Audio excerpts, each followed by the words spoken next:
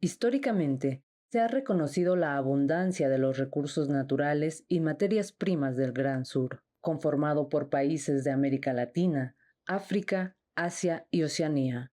Sin embargo, en los últimos años, dicha riqueza ha disminuido debido a la sobreexplotación de los ecosistemas. A su vez, las crisis generadas por la pandemia de COVID-19, la inflación global y la creciente volatilidad financiera de los mercados internacionales evidenciaron las distintas capacidades económicas de dicha región para afrontar las consecuencias que afectaron gravemente a su población, no solo en cuanto a crecimiento financiero, sino también en ámbitos como salud pública y ecología, entre otros, que acentuaron la ya existente desigualdad social.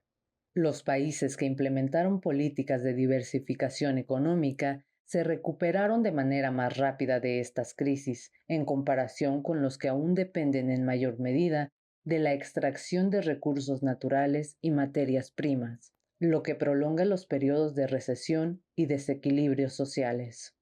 Por ello, surge la necesidad de fortalecer la resiliencia económica, término que se refiere a la capacidad de adaptación para soportar y superar crisis, invirtiendo en la reconstrucción de las funciones básicas y preparándose ante futuras alteraciones.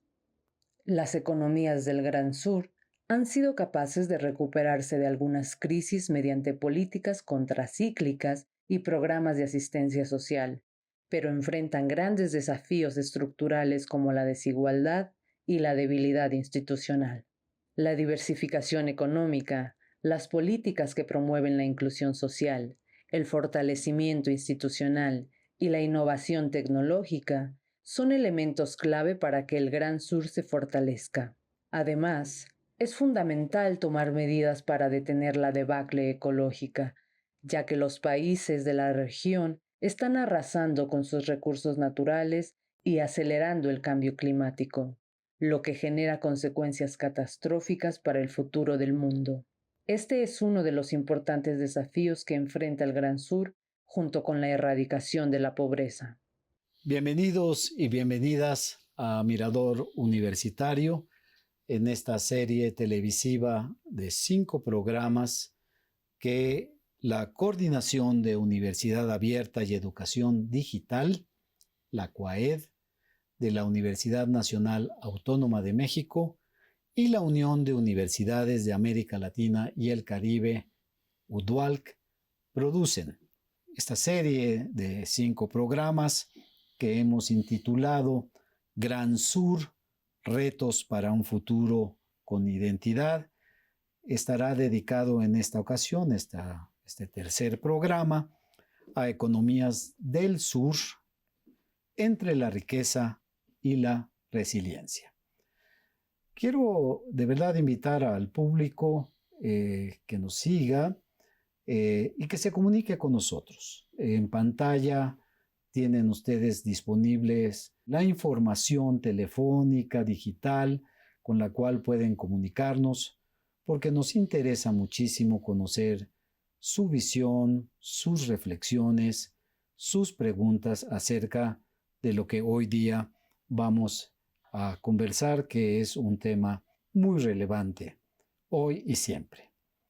Para este propósito de tratar este tema de la economía del sur, entre la riqueza y la resiliencia, tengo el gran honor de contar con 2 distinguidos invitados, amigos, colegas de hace ya larga data y que amablemente han aceptado participar en este programa.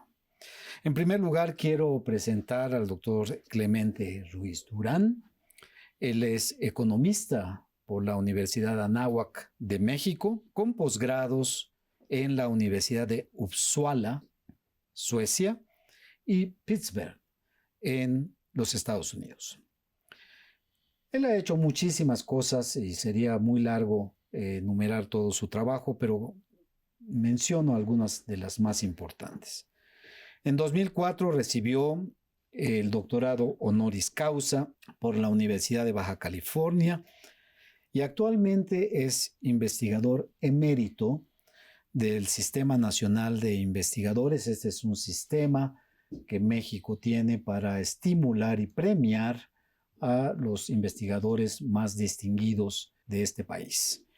Y es también profesor e investigador del posgrado en Economía de la Universidad Nacional Autónoma de México. Su producción de investigación expresada en publicaciones es amplísima. Ustedes pueden consultar su página web y ahí encontrarán innumerables publicaciones, libros, artículos, conferencias que él ha dictado prácticamente alrededor del mundo. Clemente, te quiero agradecer mucho que estés aquí en el programa. Muchas gracias. No, gracias a ti, Roberto, por invitarme. El otro invitado es también una persona muy, muy distinguida, con el cual he tenido, junto con el profesor Clemente Ruiz, décadas de trabajo conjunto, lo cual me ha hecho extremadamente feliz. Se trata del doctor Enrique Dussel Peters. Dussel Peters realizó sus estudios de licenciatura y maestría en la Facultad de Ciencias Políticas en la Universidad Libre de Berlín y es doctor en Economía por la Universidad de Notre Dame en los Estados Unidos. Desde el año 1993 trabaja como profesor de tiempo completo y titular en la División de Estudios de Posgrado de la Facultad de Economía de la UNAM, que pertenece al posgrado en Economía de la Universidad Nacional Autónoma de México. Él es también investigador del Sistema Nacional de Investigadores de México, que ya mencioné hace un momento, con el nivel 3, y coordina una red de investigación, de publicación, de reflexión permanente importantísima, que es la Red de América Latina y el Caribe sobre China, que en la UDUALC tenemos de verdad el enorme privilegio de tenerla como red afiliada. Enrique, verdaderamente es un placer también tenerte aquí en el programa. Gracias por aceptar y estar aquí con Clemente. Un gusto, Roberto, gracias. Muchas gracias. Quiero iniciar con ustedes algunas preguntas un poco que encuadren nuestra conversación, ¿no? Clemente, desde tu experiencia, ya vasta, amplia, ¿no? Y que ha recorrido muchas partes del mundo y del mundo en desarrollo o el mundo subyugado, yo digo, y el mundo desarrollado. ¿Cuáles son los principales problemas económicos de este gran sur o de América Latina y el Caribe, tal vez especialmente? ¿Cuáles 3, 4, 5 que tú dirías para encuadrar los problemas económicos de esta parte del mundo? Hay que hablar de 1, 2, 3, 4. Bueno, yo creo que hay varios, pero quisiera mencionar algunos, ¿no? La cuestión de, sobre todo, el bajo crecimiento, ¿no?, de los últimos años en América Latina, ¿no? Esto ha llevado a que, pues, grandes partes del subcontinente, ¿no?, nos encontramos con pobreza, ¿no?, falta de oportunidades, ¿no?, gran informalidad en toda la región. Y después, pues, una situación muy desigual, ¿no?, en su relación con el norte, ¿no? Entonces, algunos países, ¿no?, a lo que se dedican es a ser maquiladores del norte, ¿no?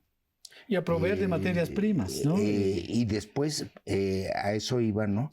Y la cuestión de las materias primas, ¿no?, de que el Gran Sur, ¿no?, se está acabando sus recursos naturales, ¿no? Y con ello está devastando el futuro, ¿no?, de las sociedades del sur, ¿no? Y de la humanidad, yo diría. Sí, y sobre todo, pues en el caso de Brasil, ¿no? El caso de Brasil, que ha estado explotando, ¿no?, la reserva del Amazonas, ¿no?, de una manera que no ha sido la adecuada, y esto es lo que está dando, ¿no?, está acelerando el cambio climático. En Brasil y en todo el mundo. Sí, en Brasil y en todo el mundo, pero el Amazonas es un recurso de la humanidad, no es un recurso de Brasil, ¿no? Exacto. Y entonces gran parte de los recursos han sido utilizados, ¿no?, inadecuadamente en todo el sur, ¿no? Y esto lo que va a llevar es a que el cambio climático nos ponga en una situación todavía más difícil para poder dar bienestar en términos generales a la población del sur, ¿no? Muy bien. Dicho esto, que me parece muy importante, hemos podido responder a esos desafíos, problemas estructurales, no sé cómo caracterizarlos, Enrique, y sobre todo en épocas como, por ejemplo, cuando vino este tsunami de la pandemia, esta inflación, estos problemas, la crisis del 2008, la crisis de la Argentina que tú vives muy de cerca. ¿Hemos sido capaces de responder a eso? Mira, yo coincido con Clemente mucho, yo solo incluiría el tema que mencionó brevemente, es el tema de la pobreza, ¿no? El tema de la pobreza absoluta, la imperante necesidad en el 2024 de erradicar la pobreza, incluso en términos absolutos. Según la CEPAL, todavía hay alrededor del 30% en América Latina muchísimo, que está bajo la línea de pobreza y 13% debajo de la pobreza extrema. Eso y alimentaria en particular, que bueno, si no se come, señores. Múltiples criterios, pero eso es inadmisible para cualquier gobierno de izquierda, derecha, centro, lo que sea.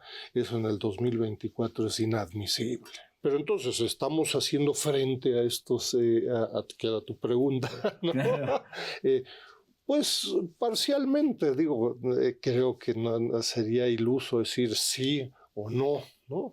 Pero, por ejemplo, ¿no? En el tema de la crisis ambiental, me parece que en buena parte del sur y concretamente en América Latina y el Caribe, todavía, no lo estamos haciendo como región, hay países que no lo están haciendo, y desgraciadamente me temo que en muchos casos incluso las élites latinoamericanas que tienen recursos, que tienen capacidades, etcétera, pues les encanta echar culpas hacia terceros, siendo que grandes ciudades, acá Buenos Aires, Sao Paulo, México, etcétera, hay élites con una enorme capacidad y no están haciendo lejanamente lo suficiente, por lo menos en estos 2-3 ámbitos ambientales, de erradicación de la pobreza, etcétera, ¿no? Muy bien, señores, buen encuadre inicial para esta conversación tan importante. Vamos a un corte porque le tenemos preparado a nuestros televidentes algunas cápsulas que deseamos que miren también. Volvemos en unos minutos.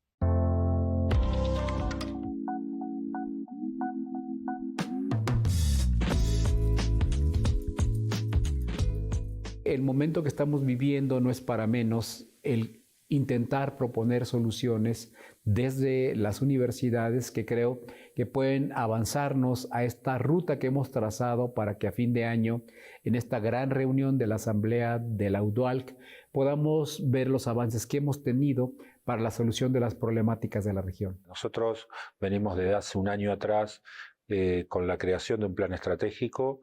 Nos hemos propuesto temas, esos temas tienen grupos de trabajo que están elaborando propuestas y la idea es que vayamos conversando esto a medida que se desarrolla en cada una de las reuniones regionales y podamos desembocar en determinado momento con un material que pueda ser editado y donde refleje todo ese debate que se fue dando por los distintos grupos. Yo creo que lo primero es cómo en conjunto mostramos nuestro papel a la sociedad en todos nuestros países. Es fundamental que seamos eficientes y eficaces en comunicar lo que significamos, no porque la sociedad no nos reconozca, sino porque estamos ante embates importantes en noticias falsas, en términos de gobiernos que a veces no entienden la participación de las universidades y sobre todo de cara a una sociedad que es muy exigente y que requiere que se hagan planteamientos concretos y que sepan que en las universidades públicas cada peso, cada dólar o cada moneda que se invierta va a tener un impacto social en la formación de ciudadanas y ciudadanos y de otros temas que tienen que ver con el conocimiento y la cultura. Bueno, hoy es una situación muy compleja en el mundo, diría, y particularmente en América Latina y el Caribe, con algún ataque a las universidades muy consistente de parte de sectores de lo que podríamos llamar extrema derecha y que de alguna manera, ustedes lo viven con mucha mayor virulencia tal vez en México, ¿no? Bueno, las propias universidades de Estados Unidos están siendo sometidas a un ataque sistemático, con lo cual tenemos que casi que la integración es una obligación y una cuestión básica de supervivencia para poder llevar adelante las actividades básicas que tiene toda universidad, ¿no? Tanto no solamente académica, de extensión, de investigación, de vinculación con la comunidad. Así que me parece que es una oportunidad para poder dar un paso adelante en algo que siempre nos ha costado mucho, que es la integración, y que es particularmente el métier fundamental que tiene la UDUAL, ¿no? Lograr mejorar y trascender esa integración en todo el continente. Nos une la lengua, que es común y que es un vehículo importante en el cual podemos comunicarnos con una relativa facilidad, y la importancia del impulso que da la UDUALC reside justamente en esta fortaleza de problemáticas comunes que pueden atenderse compartiendo experiencias de país en país y que permitirán tener soluciones a largo plazo y a corto plazo que sean válidas en los contextos particulares que tiene la región de América Latina y del Caribe. Nosotros tenemos una obra literaria histórica en Argentina que es el Martín Fierro, que dice que cuando los hermanos se pelean, los devoran los de afuera. Y esto creo que es lo que nos va a pasar si no somos capaces de unirnos como hermanos, que somos, con universidades que tienen distinto tamaño, algunas más grandes, otras más pequeñas, algunas más antiguas, otras más nuevas, algunas privadas, algunas de gestión pública, pero todos tenemos una misma misión y una misma visión, y creo que ahí está la clave de lo que nos debe hermanar para integrarnos de verdad y poder llevar adelante de nuestras comunidades universitarias lo que se discuten en estos espacios. Si logramos eso, creo que la reunión habrá valido la pena y seguramente el rol de la UDUAL se potenciará mucho más. Creo que debemos ser más pragmáticos en términos de integrar todo lo que tenemos. Por ejemplo, hace 5 o 6 años editamos una obra que habla de la autonomía bajo acecho, y creo que ahí surgieron propuestas importantes para contender de alguna manera con lo que está pasando hoy en día en varios de nuestros países, no necesariamente en México,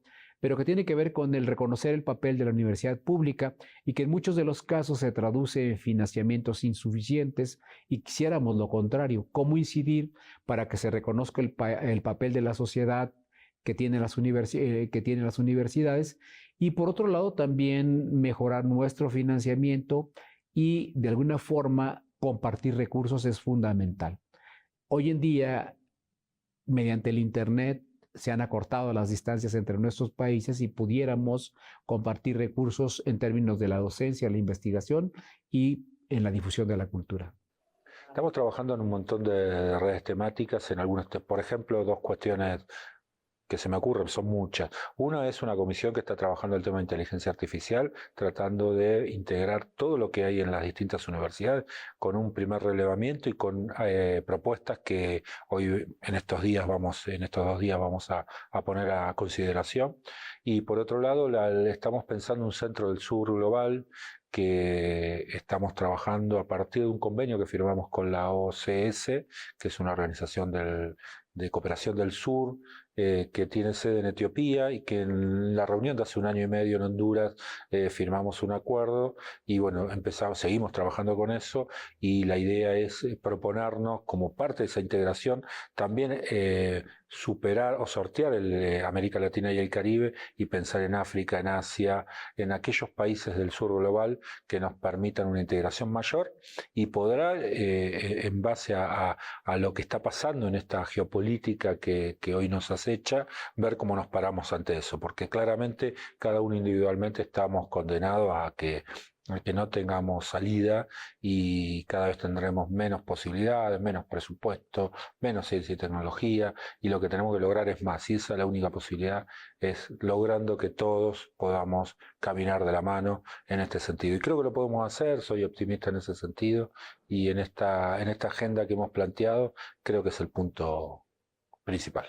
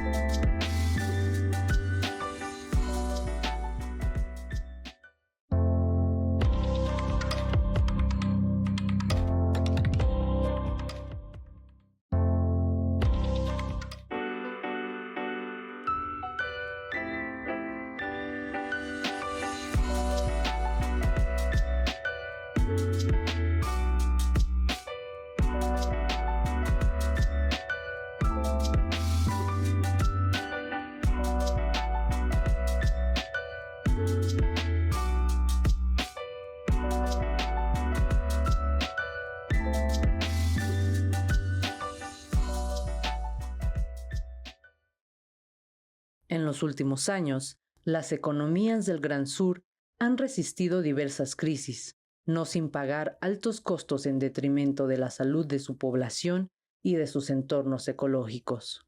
Por ello, para propiciar el resurgimiento, es necesario fomentar el crecimiento económico incluyente e integrador, que garantice el bienestar de la población a través de fuentes de empleo sostenibles que reduzcan la pobreza, así como la ya de por sí amplia brecha de desigualdad entre los países del norte y del sur. Es viable añadir valor y aumentar la productividad por medio del desarrollo de competencias, crear políticas de apoyo a las micro, pequeñas y medianas empresas, a fin de que la economía de expansión beneficie a todos por igual, con una normatividad clara y amigable, ampliando la calidad y la capacidad de producción de una mayor gama de productos. El fin es erradicar la pobreza y el hambre de todas las personas del mundo, que es uno de los objetivos de desarrollo sostenible de la Agenda 2030 de la Organización de las Naciones Unidas. Sin embargo, desde diversos ámbitos, los retos que las economías del sur deben afrontar son varios, como establecer políticas gubernamentales justas y responsables, donde las instituciones de educación superior del Gran Sur tienen un papel fundamental como apoyo para los gobiernos en la generación de políticas inclusivas de diversificación económica, que respeten al medio ambiente y a los derechos humanos. El acceso a una educación de calidad es un factor determinante para reactivar e impulsar el desarrollo económico sostenible, ya que incrementa la capacidad productiva a través del desarrollo de habilidades, impulsa la ciencia, así como la investigación y el desarrollo tecnológico. Gracias por seguir con nosotros en este programa Economías del Sur entre la riqueza y la resiliencia, en una serie que CUAED y la UDUALC producen conjuntamente en el marco de algo más amplio que hemos llamado Gran Sur, retos para un futuro con identidad, con dos distinguidos universitarios, el doctor Clemente Ruiz y el doctor Enrique Dussel Peters. Yo quisiera, siguiendo esta conversación que teníamos hace un momento, leí en algún momento, en una estancia en Perú, un periodista que decía: los peruanos exportamos cerros y comida. Cuando decía de cerros se refería a los minerales obviamente. ¿Hay nuevos sectores emergentes en la región que hagan cambiar o puedan cambiar esto que ustedes decían al inicio, este extractivismo que nos ha caracterizado, ¿no? De proveer de materias primas, pocas manufacturas con valor agregado? Enrique. Mira, por supuesto, países como México, incluso algunas economías en Centroamérica, ¿no?, han logrado ahí ciertos procesos exportadores. ¿Cuáles? Bueno, farmacéutica, algunos vinculados con como el sector de la salud, ¿no? ¿Costa Rica te refieres? Sí, por ejemplo, colegas como Gary Gerefi han hecho hincapié al respecto, con muchas problemáticas, ¿no? Pero no es soya, no es harina de pescado, no es minerales, ¿no? Y México, digo, con todas las análisis que hemos realizado, México es una excepción en América Latina, ¿no? Es decir, por cuestiones naturales, por la cercanía con Estados Unidos, por lo que tú gustes, pues bueno, México está especializado sobre todo en el comercio exterior, no en materias primas, sino que en el sector manufacturero y crecientemente autopartes, automotriz, telecomunicaciones, electrónica. La industria de la aviación, ¿no? La industria... Que también Clemente y muchos otros hemos venido analizando. Entonces, bueno, hay claroscuros, como indicas, cada uno con sus problemáticas. Recuerdo un documento que hicimos hace como 20 años con Jorge Katz, justo cómo América del Sur pareciera especializarse en materias primas, México y Centroamérica más en la transformación productiva y del sector manufacturero, ojo, no necesariamente con resultados muy diferentes, más allá de la especialización productiva, ¿no? Pero esta parte, o sea, efectivamente es variopinto el asunto, ¿no? Aunque predomina tal vez en mucho todavía en Bolivia, en Paraguay. Bueno, yo no sé qué va a pasar con la Argentina, va a haber siguen los granos fundamentalmente, ya no digamos los uruguayos, hay 25 millones de vacas y 3 millones de uruguayos. Y ahora con el litio, ¿no? En Chile y en la Argentina. Pero, a ver, esto que tú decías en el segmento previo, ¿no? De este extractivismo que además está impactando climáticamente la región. ¿Se están tomando medidas para equilibrar esto? En América, en el Gran Sur, lo que tú conoces, tú has ido a África, tú me has contado muchos viajes tuyos. ¿Cómo miras esto? ¿Hay realmente una fuerza gubernamental, social o impulsable para equilibrar esta matriz productiva vis-a-vis la crisis climática que estamos viviendo? Bueno, yo creo que hay una preocupación en todos los países, ¿no? También. Es decir, lo que no podemos es decir no se está haciendo nada, ¿no? Yo creo que hay, por ejemplo, la cuestión de la COP que se hizo en Colombia, ¿no? La de Cali. La de Cali, ¿no? Precisamente lo que trata es reunir a todos los países de la región, ¿no? Y lo que hacen es, bueno, lanzar iniciativas bajo la perspectiva de hay que conservar los recursos naturales, ¿no? No hay que acabarnos con los recursos naturales, ¿no? ¿Por qué? Pues porque este año, el año de 2024, ¿no? Fue un año terrible para toda el más caliente desde los registros, y el 25 va a ser más caliente que el 24, y el 26 más caliente que el 25. Sí, bueno, la cuestión del Sahara, ¿no? Que llovió en el Sahara. ¿No? Y no llueve en el Amazonas, no hay agua en el Amazonas. Entonces, por eso sí, entonces eso, pero la iniciativa, ¿no? De la COP fue precisamente, ¿no? Colombia convoca y se hacen cosas, ¿no? Se hacen cosas porque entonces hay algunas regiones que precisamente están tratando de hacer zonas precisamente en donde se pueda preservar el medio ambiente. Entonces, ¿qué es lo que va a suceder, no? Es de que las sociedades como tal están generando, ¿no? Una visión retrospectiva de que lo que se ha venido haciendo está mal, ¿no? Y lo ven con las lluvias excesivas, los ciclones y todo eso. Y bueno, lo que tenemos que pensar es de que se va a hacer tenemos que cambiar de modelo de desarrollo. El modelo extractivista, lo que va a suceder es que va a acabar con la vida, ¿no? Uh-huh. Y entonces lo que no queremos es la vida humana y la no humana, ¿eh? Sí, con la vida. Entonces yo creo que sí se están haciendo cosas. Y bueno, hay programas que si no han sido tan efectivos como se quisiera, Sembrando Vida, por ejemplo, en el caso de México, ¿no? Se habilitó a jóvenes a que fueran a ciertas regiones del país a sembrar, ¿no? Y entonces sí, a sembrar árboles. Hay que hacerlo a gran escala, ¿no? No así, ¿no? Y después tenemos que cambiar la forma como generamos energía. Y tenemos que también, ¿no crees tú? Cambiar, o sea, no podemos seguir comiendo carne como comemos, no podemos seguir vistiendo como vestimos. La producción de manufacturas textiles en los últimos 5 o 6 años ha crecido un 40%. Es una cosa brutal. Y el consumo de todo lo que eso significa y los residuos que eso genera, sí, tenemos que incluso pensar que tenemos que dejar de viajar tanto, ¿no? O sea, la huella ecológica nuestra tiene que reducirse sustantivamente. Sí, hay que reducir la huella ecológica, pero lo que digo es, bueno, no vamos a cambiar y transformar las sociedades de la noche a la mañana. Hay que ver esas experiencias que se están haciendo, ¿no? Porque Brasil dijéramos que es uno de los grandes destructores del medio ambiente, ¿no? En términos de acabar con el Amazonas, todo eso, a través del Banco de Desarrollo Industrial también, está haciendo varios proyectos en diferentes zonas de Brasil para preservar el medio ambiente, ¿no? Entonces, yo creo que hay de todo, ¿no?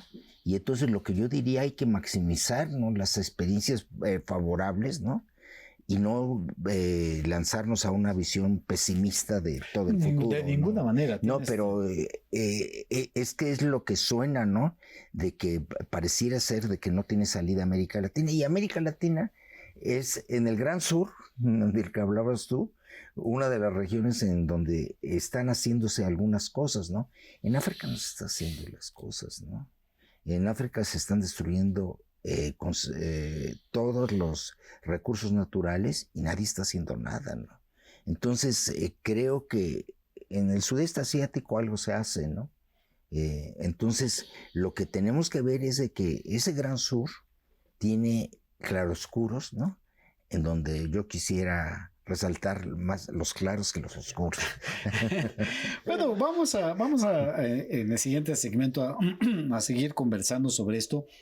No es pesimismo, pero sí objetividad. Y lo que me refiero con esto, van 16 reuniones de las partes y las cosas no mejoran, empeoran. Y ese es un gran reto, me parece. Pero vamos a un corte para que nuestros televidentes también puedan mirar otros materiales que les hemos preparado y regresamos con nuestros distinguidos invitados, Enrique Dussel y Clemente Ruiz, a seguir conversando sobre estos problemas tan cruciales. Muchas gracias. No se vayan. William Malcún Castillejo, rector de la Universidad de Cartagena.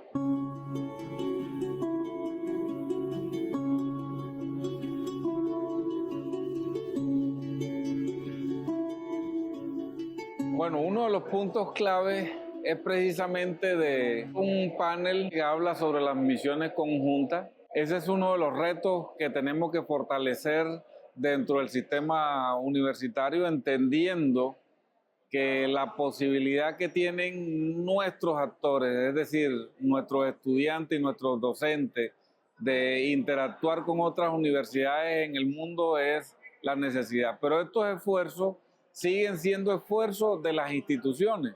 No hay un adecuado financiamiento para hacer que la movilidad de nuestros estudiantes, de nuestros docentes, sea lo más constante y continua en el proceso.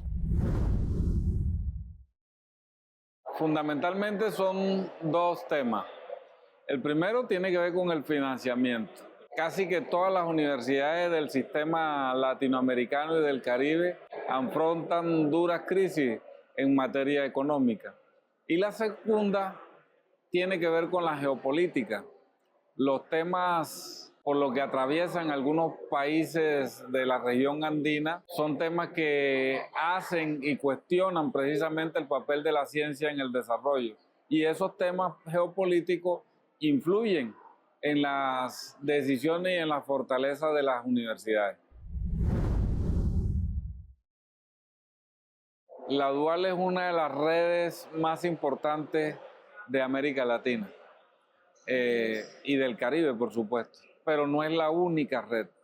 Y uno de los temas que tienen que lograr con la proliferación de redes que hay en el contexto es que puedan fortalecer la red, porque si hay algo que pueden hacer estas organizaciones es poder interactuar con los gobiernos y sobre todo para buscar salidas conjuntas a muchas de las problemáticas.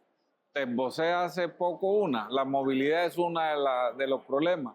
El tema de la investigación sigue siendo uno de los problemas. El tema de la titulación sigue siendo un problema, porque el médico que titula la Universidad de Cartagena en Colombia es el mismo médico, pero tienen dificultades en Argentina, tienen dificultades en Uruguay, porque no hay ese sistema compacto y homogéneo que pueda establecer. Y eso no es inventado. Europa es el mejor ejemplo de que sí se puede hacer. Gracias a ellos y ellas que nos miran en esta serie de programas en el marco del Mirador Universitario que organiza la CUAED y en esta serie de programas dedicados al Gran Sur y en particular a sus temas económicos y que se debaten entre la abundancia, la desigualdad, la heterogeneidad. Enrique Dussel, hablamos de esta cosa de esta matriz productiva, extractivista. ¿Cuáles serían tus propuestas como investigador que haces para ir abandonando eso? ¿Podemos abandonarlo en el mundo globalizado que tenemos? ¿Es posible salir de ese extractivismo y exportación de materias primas? ¿No? Yo creo que sí es posible. Lo hemos intentado por siglos y no ha pasado. No hemos logrado. Yo creo que es posible. ¿Cómo? A ver, yo te diría, ameritaría otra discusión y otra mesa y otro... tres. A ver, China lo ha hecho. Y lo dejo de punto y para no discutir. Pues sí, ya. ¿No? China mata casi todo. No, pero China en 40 años, con un PIB per cápita, un Producto Interno per cápita ínfimo, 10% de América Latina, en 40 años superó hace 3 o 4 años a América Latina con un desarrollo tecnológico vía valor agregado chino, ¿no? Y compitiendo por el liderazgo tecnológico, ¿no? Por supuesto, se puede. Lo han hecho 1.400 millones de habitantes, ¿no? Entonces, se puede. No es un... Entonces, ¿qué no hemos hecho entonces? Mira, yo te diría, a ver, yo creo que por un lado no hay suficiente conciencia de la afectación a todos. Seguimos con temas, por ejemplo, como el desarrollo comercial, desarrollo industrial, medio ambiente, para especialistas, ¿no? El tema del medio ambiente y la crisis es para ambientalistas, ¿no? Y no estamos claros de que es un tema de salud, médico, en las ciencias sociales, no es para especialistas en el medio ambiente. Pues, ¿Cómo apela eso a la educación superior? Bueno, por favor. Seguimos con modelos en donde asumimos que por supuesto que existe capital, existe empleo, existen materias primas, etcétera, y en la educación superior, incluso heterodoxa y crítica, pues es un tema para especialistas. No nos cae el 20 de la relevancia. Entonces yo te diría... Perdona que te interrumpa. ¿Será realmente un problema de no entendimiento o será un problema de comisión? O sea, de comisión en el sentido que hacerlo, cambiarlo me refiero, significaría afectar intereses, cosas que lo que tú llamabas en algún momento del programa las élites, no quieren que se cambie. Bueno, es más cómodo... Que los especialistas en medio ambiente traten el tema, a tratar el tema en la primera semana de ciencias políticas, de filosofía y de economía, el tema de la crisis ambiental. Pues sin medio ambiente, pues no hay filosofía, no hay teología y no hay economía, punto. Pues como que es fundamental para la socioeconomía, ¿no? Pero seguimos pensando que eso es un tema para los de aquella esquina, ¿no? Y eso implica, entre otras cosas, bueno, que no hay un debate incluso en la academia. Olvidémonos de muchas élites académicas, educativas, culturales, políticas, etcétera, ¿no? Entonces, eso desgraciadamente todavía perdura en mi experiencia. Ha ido transminándose la relevancia. Siguiendo un poco el optimismo de Clemente, ha mejorado un poco, ¿no? Sí, hay más espacios de discusión, de diálogo. Pero siguen siendo muy insuficientes, o sea, porque no se transforman en cosas, como yo decía, y no es pesimismo, o sea, ahí están los números, nosotros somos por la ciencia, ¿no? El que demuestra las cosas que uno afirma, ¿no es cierto? Es más cómodo hacerse de la vista gorda y sobre todo yo diría no pagar por los costos, ¿no? Es decir, no podemos seguir alimentándonos con energía barata, con materias primas baratas. El costo de los que podemos hacerlo, pues tiene que aumentar, pero muchos no lo hacemos. A ver, Clemente, tú has hecho trabajos muy extensos, yo los he leído, mucha gente, ¿no?, sobre política industrial y todo más. ¿Qué nos propones? No a nosotros, No, a los que nos están viendo, Tiene que venir el gran cambio, ¿no? Un cambio. ¿Y eso es igual a qué? No, por eso, ahí voy. Hay el gran cambio desde la alimentación, ¿no? Tenemos que dejar de comer carne. ¿Por qué? Porque eso destruye. O el que coma carne pague. No, aunque pagues no debías de comer carne, porque mira, por ejemplo, estamos analizando precisamente cuáles son las fuentes más contaminantes en el continente, y Argentina, ¿no?, destruye totalmente el medio ambiente con las vacas, ¿no?, y sus heces fecales que destruyen y hacen el efecto invernadero, ¿no? Entonces tenemos que cambiar de patrones de consumo. Tenemos que cambiar de patrones industriales, ¿no? Es decir, los patrones industriales tenemos que cambiar en el uso de las energías, ¿no? No más petróleo, ¿no? Tenemos que entonces usar otra vez, ¿no?, la cuestión del viento como una fuente básica para generar electricidad. Sí, entonces nuestras casas deberían estar plagadas de paneles solares, ¿no? Pero eso, lo que necesitamos es un cambio de estrategia, ¿no? Los chinos, como decía Enrique, lo que hicieron es desarrollar los paneles solares. Ellos los fabrican y entonces dan mucho empleo, ¿no? Y entonces en México, ¿dónde están? Tenemos que importar los paneles solares, ¿no? Y los paneles solares en toda América Latina se importan del mundo, más allá de las fronteras, ¿no? Entonces tenemos que cambiar, es decir, tiene que haber una estrategia, ¿no? No se puede hacer simplemente por voluntades, no se puede. Se tiene que planificar hacia un desarrollo verde. Pensemos en el año 2050, ¿no? Los objetivos del milenio eran 2030, pues ahora tienen que ser 2050. Yo digo que los objetivos de desarrollo sostenible deben ser infinitos. Sí, por eso, pero cambiar, pero ponernos metas, ¿no? No infinitos, porque la cuestión es comprometernos con ese cambio. Tienes razón. Porque entonces tenemos que cambiar la forma como nos transportamos en las ciudades, ¿no? Es una cosa terrible, ¿no? No vamos a poder meter todo eléctrico, sino usemos la bicicleta de nuevo, ¿no? Como se usa en Holanda, ¿no?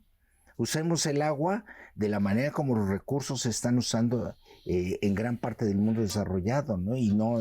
Pero esto también me lleva a algo que decía Enrique, ¿no? Esto de los académicos. Por supuesto que los académicos tenemos que seguir discutiendo y proponiendo y haciendo toda la investigación. Pero yo creo que hay que ir más abajo. Los niños, desde el primer día que entran a la escuela, tienen que entender que la tierra es finita, ¿no?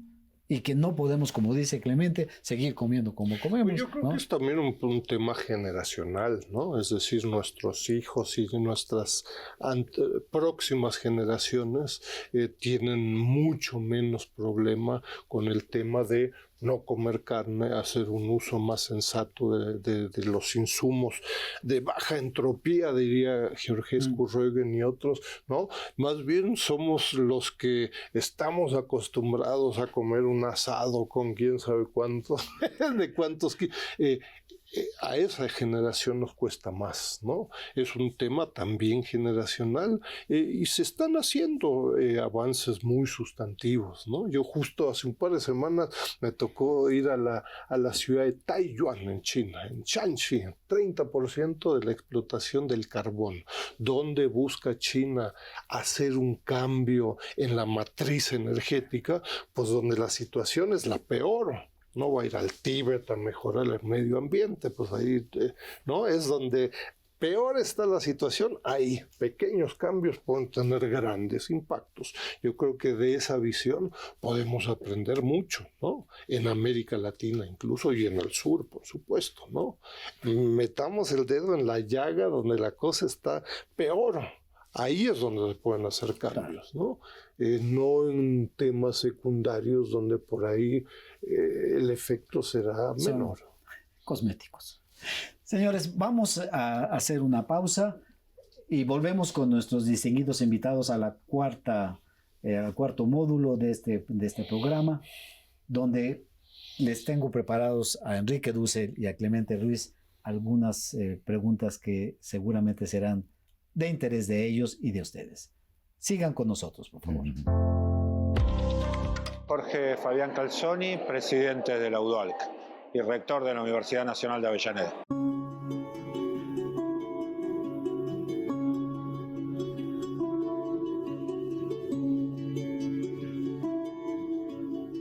Creo que todos los temas que se están planteando son de relevancia.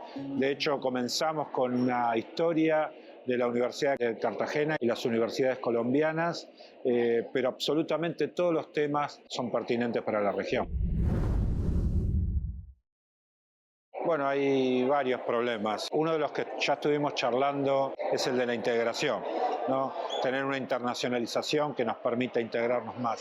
El segundo son los retos del siglo XXI, los problemas que aparecen hoy a partir de las nuevas tecnologías. Y a partir de ahí cambiar las lógicas tanto de enseñanza como de evaluación que tiene cada una de nuestras instituciones. Lo hace como una plataforma para poder organizar e integrar las distintas actividades, tanto de internacionalización como académicas, de investigación, de extensión, y fundamentalmente todo eso hace al gran hito que es la integración, que creo que es el gran desafío que tenemos en la región. Lo venimos charlando hace rato, somos instituciones fragmentadas, organizaciones fragmentadas, y América Latina, a pesar de la riqueza que tiene y todas las posibilidades, muchas veces esa fragmentación nos impide tener mejores logros. Así que creo que ese es el primer desafío, y a partir de ahí vendrán todo lo demás. Muchísimas gracias por seguir con nosotros en este tercer programa dedicado a los temas económicos del Gran Sur, que de verdad con gran gusto la UDOALC produce conjuntamente con la CUAED. Esta es la parte de cierre de este programa y por supuesto creo que ninguna reflexión puede culminar sin mirar al futuro, ¿no? Sin mirar al futuro, sin levantar la cabeza al horizonte y ver qué nos espera, ¿no? ¿Qué podemos hacer para los próximos 10 años para superar todo esto que ustedes han estado relatando en este programa? Clemente. Mira, yo creo que tenemos que volver a esquemas de planificación. Es decir, lo que no podemos decir es que el mercado va a solucionar nada, ¿no? Todo. No, nada, ¿no? El que va a solucionar, digo, el mercado va a seguir por la vía de la rentabilidad, y entonces, bajo ese esquema, pues entonces vamos a seguir haciendo lo mismo que veníamos haciendo. Entonces tenemos que planificar y tenemos que tener unos escenarios claros para el año 2040, 2050, 2100. Entonces, para eso son las generaciones, desde pequeños, ¿no? Los que tienen que ver, ¿no? Que esta situación va a cambiar el mundo, ¿no? Está cambiando el mundo día a día, y para peor, desgraciadamente, ¿no? En las cuestiones medioambientales, ¿no? Entonces, pero Clemente, hay un problema, o por lo menos para América Latina y el Caribe, yo como observador inevitable por el trabajo que me corresponde hacer, pero ¿cómo poner de acuerdo a gobiernos que tienen proyectos políticos e inclinaciones ideológicas tan encontradas en algo que los una para esto que tú dices? No podemos seguir así, porque ni la Argentina, ni México, ni Centroamérica, ni el norte se van a salvar solitos. El problema no es de los países, es de la humanidad en día, ¿no? No, sí, bueno, en ese sentido, la cuestión de la COP fue una cuestión de Naciones Unidas, ¿no? No es una cuestión simplemente de América Latina o de África. Todo eso fue de Naciones Unidas, y en conjunto tenemos que planificar el futuro. Es decir, queremos que siga habiendo habitantes en el planeta Tierra, tenemos que comprometernos, reducir el consumo de 1000 cosas, ¿no? Tenemos entonces que hacer una visión, te digo, hacia el año 2100, que es, démonos 70 años, ¿no? Hacia adelante, y veamos entonces cómo vamos a hacer esa transformación productiva compatible con la sobrevivencia del ser humano en la Tierra. Y a nosotros los académicos y universitarios, ¿qué nos toca en eso que dice Clemente? Bueno, es un rol muy importante, pues estamos formando a millones de jóvenes a todos los niveles, ¿no? Pero Enrique, tú decías hace rato, ¿no? El problema del ambiente es de ambientalistas y nosotros, economistas, es de los economistas, ¿no? Es un problema de impuestos verdes, es un problema de pago por servicios ambientales. Yo conozco áreas en América Latina y en México donde se pagan servicios ambientales que en poco ayudan para conservar los recursos. Entre otras cosas, porque los que conservan los recursos naturales son tomadores de precios, ¿no? No le pueden decir al mercado, no, lo que me pagas no es suficiente para eso, ¿no? Entonces, ¿qué tenemos que hacer? O sea, pero a ver, yo te diría, en las ciencias sociales hay de todo, ¿no? Digo, no sé, yo participo con un grupo de colegas en temas de economía política, ¿no? Pues en la economía política estos temas se están discutiendo hace décadas. Recuerdo con Elma Altfat en Berlín en 1980 que llamaba la atención sobre estos temas y uno decía como estudiante aprendiendo, ¿este loco de qué me habla, no? Hace 50, más de 40 años. Pero yo diría, entonces, hay debates, discusiones, diferencias, no más allá de la comodidad académica, pero yo después diría, a ver, hay un discurso que yo creo que con pocas excepciones, algunos tejanos y algunos otros, que no creen el tema de la crisis ambiental, ¿no? Pero son cada vez menos. Pero más allá del discurso, cantidad de análisis empíricos sobre el tema, pues esto hay que vertirlo a la realidad a través de un presupuesto. Y eso nos cuesta, ¿no? Entonces sí estamos todos de acuerdo que hay que hacer una transformación energética, etcétera, etcétera, pero no, acá, entonces creo que eso pues tiene que haber un nuevo presupuesto, pequeño, creciente, en contra de las energías fósiles, en contra o extraordinario o lo que quieras, en donde digas, bueno, pues no sé, 1%, 2% del Producto Interno Bruto va a ser exclusivamente dedicado a ese tema.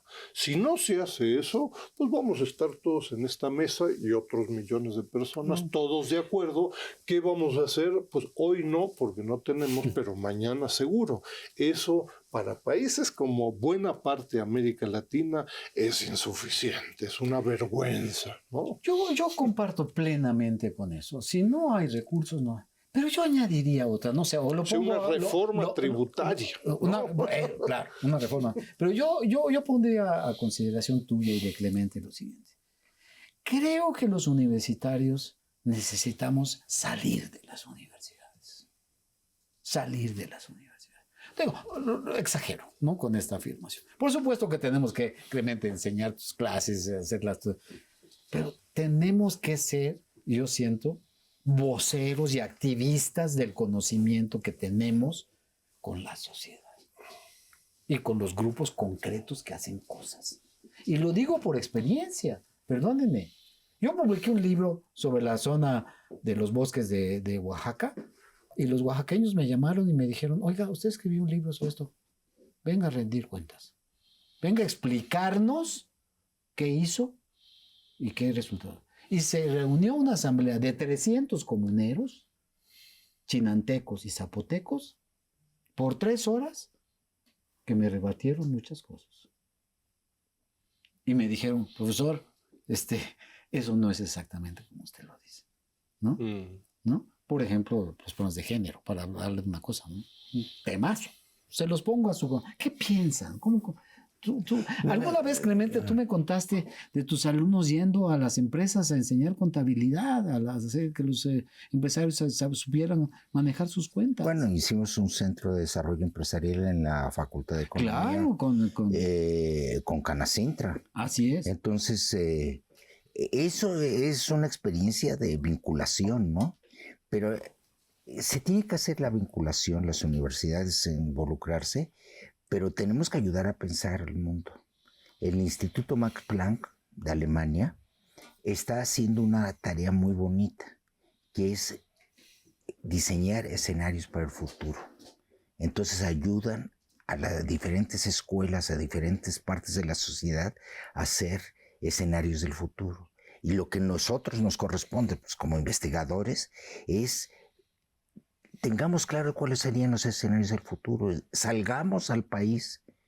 Y le preguntemos a la gente si creen que esos temas de futuro son realmente los reales o los plausibles, ¿no? No, sí, por eso, pero entonces lo que tenemos que tener esa visión todos los universitarios de la UNAM y de todas partes del continente, es construir qué escenarios del futuro queremos.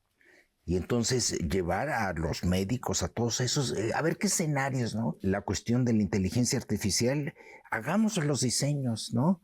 Salgamos de las universidades, mezclémonos con la sociedad en ese intento y en ese esfuerzo por la sobrevivencia del planeta, ¿no? Señores, qué magnífica conversación. Solo diría, por favor. y sobre todo las nuevas generaciones no tienen este dilema de que allá están los académicos en su torre de Babel y el resto de las sociedades. Ahí habría que hacer un recuento y sorpresa nos dará la vida de cantidad de académicos en escuelas, en ONGs, en temas políticos, etcétera, ¿no? Qué bueno. Ahí hay todo un mito sobre el sector académico también, pero...